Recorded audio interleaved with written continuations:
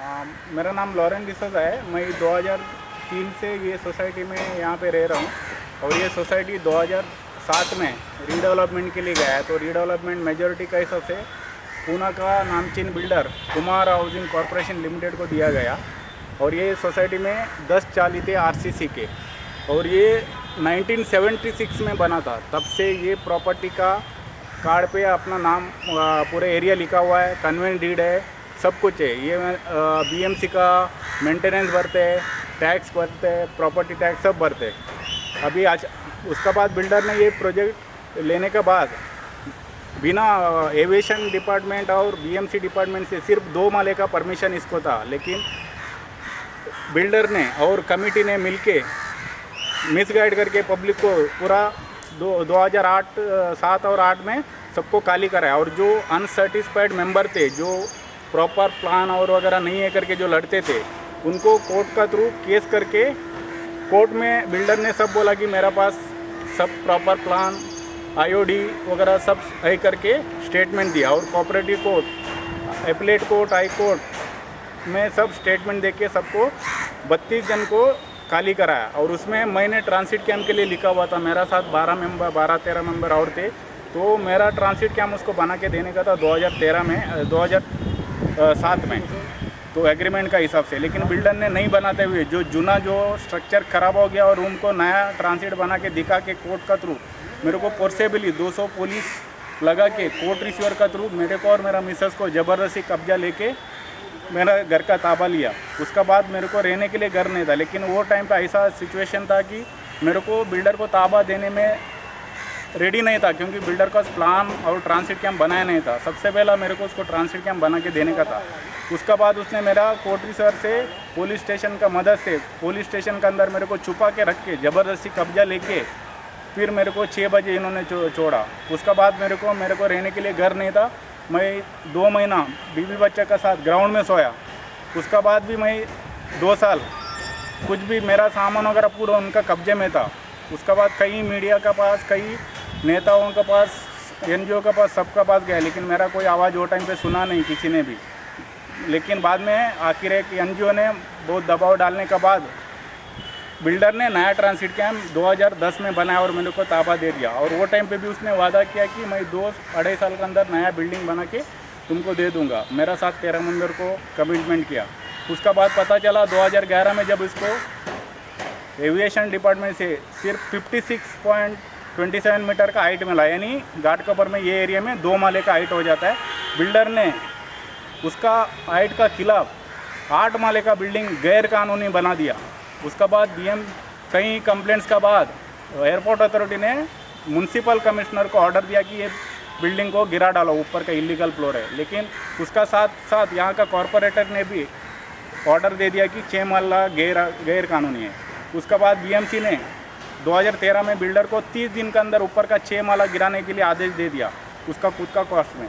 लेकिन उसका बाद बीएमसी और बिल्डर ने और कुछ लोगों ने मिली भगत से इसको 2015 तक नहीं गिराया। यानी ये सबसे बड़ा क्राइम हो गया। मतलब पूरा एविएशन डिपार्टमेंट, बीएमसी डिपार्टमेंट का साथ उनका जो लॉ को इन्होंने गलत तरीके से यूज़ किया। उसका बाद मैंने कई आरटीआई मानने के बाद मेरे को पता चला कि ये 2013 में गिरा नहीं का था। उसके बाद कंप्लेंट देने के बाद ये बिल्डिंग को 2015 में गिराने के लिए चालू किया। और अभी ऑन रिकॉर्ड अभी भी 1 फ्लोर इसका गिराने का बाकी है। यानी ये सबसे बड़ा क्राइम है। मतलब महाराष्ट्र गवर्नमेंट के अंदर रीडेवलपमेंट एक्ट का इन्होंने मजाक उड़ाया ये बिल्डर ने, और इसको पूरा बीएमसी ने साथ दिया। उसका बाद इसका ऊपर जो इलीगल बिल्डिंग बनाया है, कम से कम 3 से 3.5 करोड़ का पेनल्टी शायद महाराष्ट्र गवर्नमेंट को रिकवरी करने का था।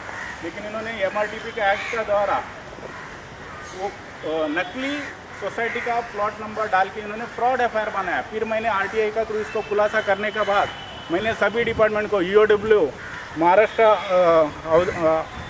सीएम, होम मिनिस्टर और building department, municipal commissioner, police commissioner, Ghatkopar police station, सभी को इन्फॉर्म करने के बाद उसके बाद ईओडब्ल्यू ने ये जो गलत एफआईआर बनाया उसके ऊपर उन्होंने इसके ऊपर एक्शन लेने के लिए बोला। लेकिन अभी तक बिल्डर के ऊपर कोई भी इसके ऊपर कार्यवाही नहीं हुआ है।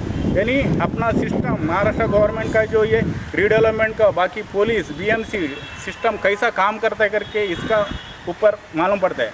यानी इसके ऊपर 216 पब्लिक को इन्होंने गलत प्लान भी नहीं करके घर खाली करा के घर बेघर कर दिया। अभी ये प्रोजेक्ट को 9वां साल चल रहा है, अभी 15 महीने से पब्लिक को भाड़ा नहीं मिल रहा है। जो बेघर हो गए 190 आदमी बाहर रहते हैं, कहीं पे लंबा रहते हैं, उन लोग का कोई आसरा नहीं है। और जो अंदर जो ट्रांसिट में रहते हैं उनको भी कोई सहूलत वगैरह नहीं है। और बिल्डर ने प्रॉपर्टी का टैक्स 1,14,00,000 रुपये अभी तक भरा नहीं है। अभी ये प्रॉपर्टी कभी भी BMC को ऑक्शन हो सकता है। यानी ये कमेटी भी कोई इसके ऊपर स्ट्रिक्टली एक्शन लेने के लिए रेडी नहीं है। मतलब ऐसा हाल हो गया, अपन आम आदमी रहते हुए कोर्ट से खाली करने का बाद, यानी सब वही करके खाली करने का बाद भी आदमी को अपना हक नहीं मिलता है। यानी बहुत मेरा साथ गलत हुआ। मैंने 2 साल बिना घर का ग्राउंड में वगैरह सो के दिन निकाला। और एक मैं BJP का कार्यकर्ता हूँ, ऐसा मेरे को लगता है अभी शायद नरेंद्र मोदी जी इसके ऊपर कुछ ध्यान डालने के बाद कड़क कुछ डेवलपर का ऊपर कोई ऐसा कानून लाएंगे। मैं चाहता हूँ कि पार्लियामेंट ने कोई ऐसा कानून पास करना चाहिए, अगर कोई गलत तरीके से ये रीडेवलपमेंट के लिए पब्लिक को खाली कराता है तो उनका ऊपर उम्र कैद का सज़ा होना चाहिए। नहीं तो ये ऐसा ही चलता रहेगा ये इंडिया में।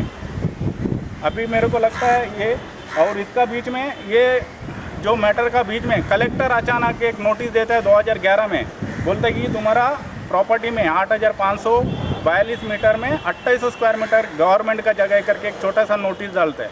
और ये नोटिस का बहाने बिल्डर सबको बेवकूफ़ बना रहा है, जबकि 2000 कलेक्टर को भी पता रहना चाहिए। ये 2014 में जब एनवायरनमेंट ऑर्डर आता है उसके अंदर क्लियरली लिखा हुआ रहता है कि तुम्हारा एरिया 8,542 मीटर।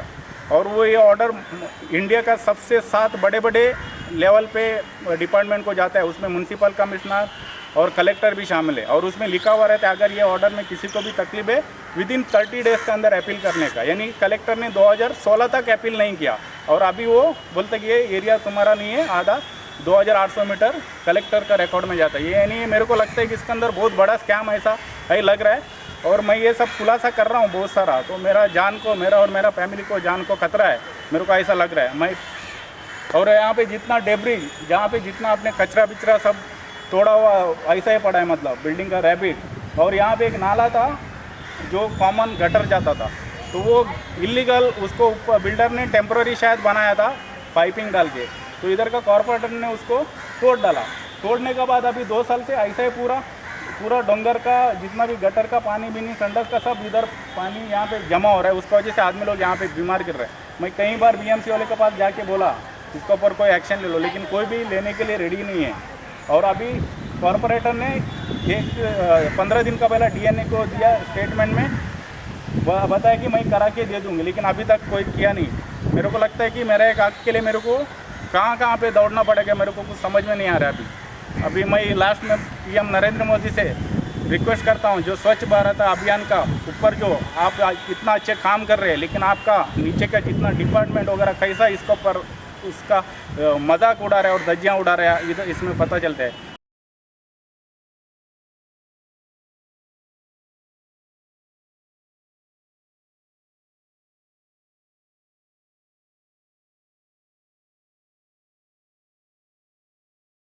जब बिल्डर ने 2010 में जब मेरे को ट्रांसिट कैंप बना के दे दिया, यही वो ट्रांसिट कैंप में इसको यहाँ पे फ्लोरिंग भी नहीं, मैं कैसा कोबा में रहता हूँ आपको दिखता है।